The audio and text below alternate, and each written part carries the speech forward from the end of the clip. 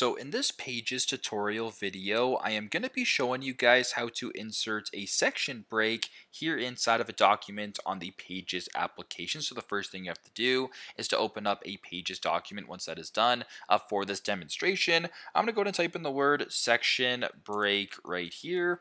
Then I will copy and paste it a couple different times to show you guys what I mean. So if you wanted to create a section break, for example, right here, what you can actually do is go to the top to where it says insert right here, press the little drop down right here, and three options down it says section break right here. And if you were to go ahead and press on it, just as you can tell right here, it now actually breaks up the section. So you have a couple words on this page. If you were to scroll down to the next page, you have your second section that you added a section break to. So you can sort of play around to do whatever you have to do. If I were to go ahead and press it again, I'll go ahead. My apologies there. I'll press on insert, then go to section break. New section break. My apologies is created. So super simple, super straightforward. This is how to apply a section break inside of a document here on the Pages application. Thanks again for watching, and I hope this video helps.